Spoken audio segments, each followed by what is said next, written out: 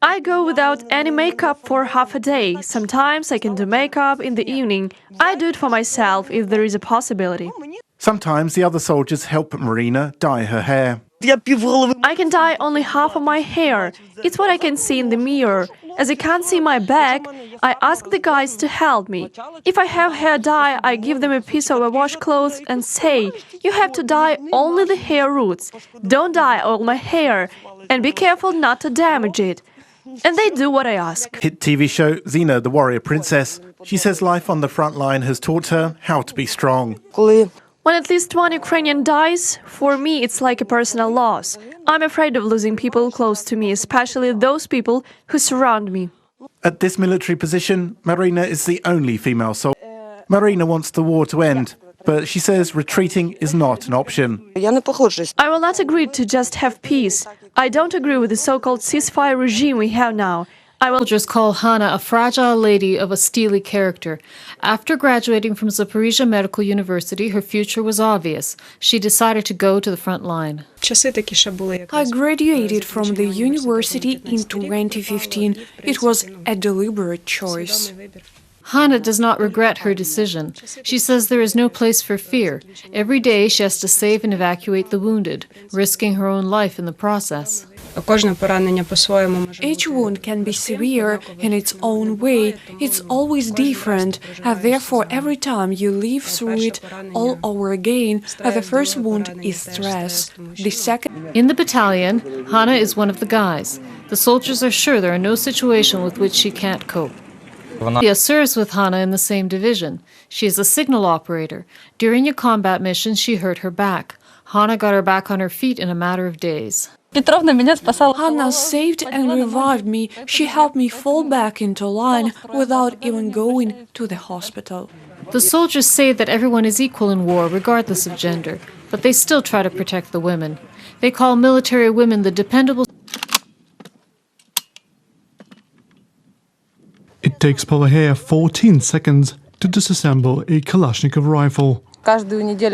Every week we have to clean the rifles and hand them over to the company commander for a check. Or he comes and personally makes sure that all the weapons are clean, so that they wouldn't get jammed. Pavahea is 20 years old. She spent 3 of them on the front line. She comes from a village near the town of Shastya in the Luhansk region. After the occupied settlement was liberated by Ukrainian soldiers, Pavahea decided to join the armed forces of Ukraine. She says she will lay the weapons down when peace comes to her home. When everything is calm and my family just sits down at the table and says, everything is fine, we're in one family, and everything will be fine, and the children will jump around and have fun, that's what is most important. When the war in Ukraine started, Alina Demchenko was only 17 years old. She was an aspiring actress, but instead went on to serve with the Aida volunteer battalion. I told this story to many people, but few tend to believe me. It's difficult to explain my logic to them. But since childhood, I always knew that in case of a war, I would go to the front line, because I understand that it is everyone's duty to protect their homeland when it is under attack. Alina, currently a soldier in an assault brigade, celebrated her 18th birthday on the front line. I will never live to adulthood. That was the thought that entered my mind when we reached now-occupied Novosvitlivka in the Luhansk region on August 13th. At that moment, the war knocked on my door. Militants fired at us using multiple launch rocket systems. I understood that this would be my destiny. On August 15th, I turned 18, and I signed my contract. At the beginning, Alina argued with them. Initially, she was not taken. Потому что есть женщины, которые под это дело заточены.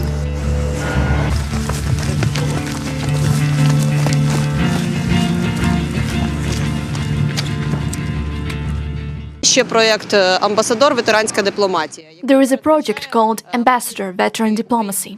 Ukrainian veterans visit different countries. There they talk with the management of these countries, speak in parliaments. It's important because the voices of veterans who speak there have more impact than the voices of politicians. soldier, a shooter, an assistant grenade launcher. At present, I am acting as a phone operator. My responsibilities are first of all to answer the phone calls, to accept telegrams, and to hand them to the officers. I call the company commanders, find out the situation, report to the duty officer. I've always dreamed of joining the army. I went there with my friend, and we have been together from the very beginning. I like my job. I have not regretted a single day in the army. I feel good here. I can't say it is too hard. Sometimes it is hard morally, but physically, well, it's okay.